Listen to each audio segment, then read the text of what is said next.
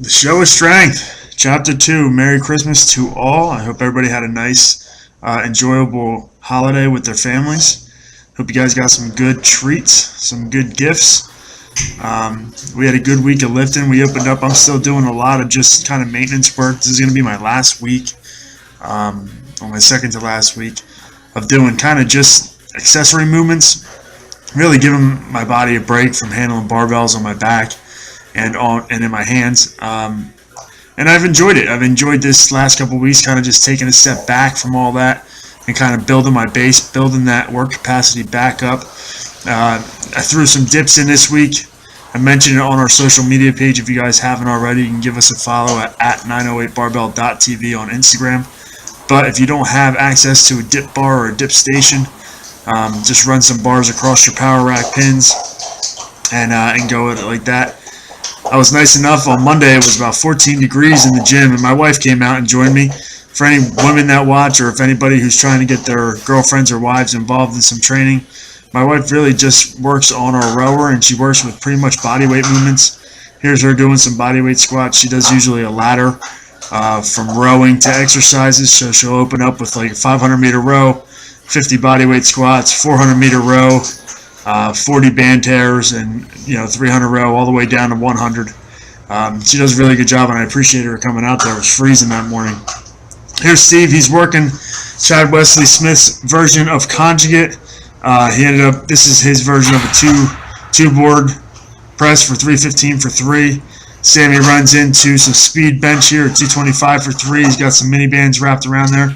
Sammy does a good job being able to show you how to use dumbbells if you don't have pins to set your bands up to.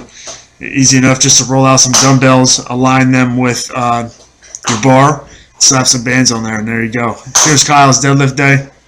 He's working with 460 for 5. He ran into some knee pain later in the week. I'm not sure really what it is. He said he kind of backed off. I know he didn't squat this week, but he also had a partner in the gym. It's awesome to see my younger brother Blair back.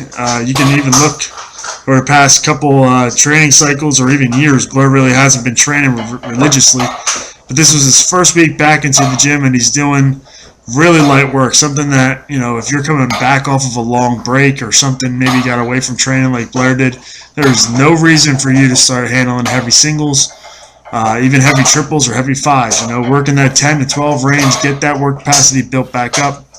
Here he is working with 285 for 10 on the deadlift. He ended up squatting 250 for 260 for some reps later in the week, but he also ended up benching a lot too, so I'm really happy and proud of Blair getting back in the gym. This is absolute hell for me. This is a 100-pound dumbbell. I showed it last week, but now what I'm doing here is I'm just kind of being slow on the eccentric portion, kind of lowering down and lightly sitting on that box and getting back up. These felt like prowler pushes. I had no wind. I felt like I was going to pass the hell out. It is definitely a nice accessory movement for anybody looking to maybe get the barbell or take maybe barbells out of the equation for a little bit. I've been doing these now for 3 weeks, and that was definitely the hardest week. I did the same thing on Saturday, but I added weight to my vest. I think it was a 40-pound vest. I added 5s into my vest, but yeah, they are absolutely terrible. Here's Kyle's overhead day, driving his head up through. Looking at overheads, there's actually an awesome documentary I saw on Eddie Hall, the strongman, on Netflix. I believe it's called Eddie Strongman. Give it a look. Strongman training is awesome, and every time I see overhead pressing, that's really their foundational movement. Those guys really don't bench, they overhead press, and there are some tremendously strong dudes out there, and overhead pressing is definitely big for you. Here's a nice variation of push-ups. A lot of guys get into a rhythm of push-ups with their hands on the bar or on the floor, so kind of an open palm. I forget his name's. I think it's Shane Hammond. I think he's a West Side or ex-West Side lifter. Just pulled 900 pounds, but he posted up something that kind of lock your barbell into your rack like that and do push-ups with your bench position on the bar. And it felt a lot different. I felt my triceps engaged, I felt my upper back engaged, felt my chest engaged, obviously. But it was a nice little change up to the way I do push-ups. here is something that we all want to get started.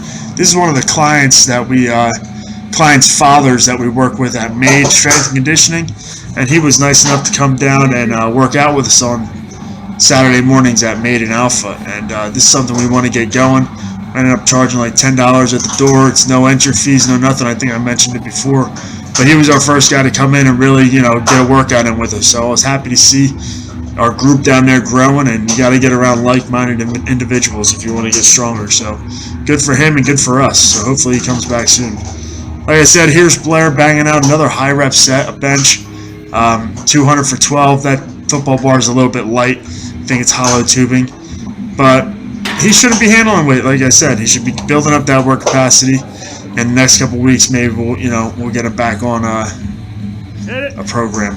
Here's Sam. I think this is his threes week, 435 for 5. First two looked pretty rough. I don't know if he was out of position or whatever it is, but he finished them strong. Really driving up through. He's alternated each Saturday. He squatted the first Saturday. He deadlifted the second, and he's back to squatting here on the third. I'm wondering if maybe he will end up deadlifting again. Here's Steve. Steve's going to be pulling sumo to try to build his hips up a little bit.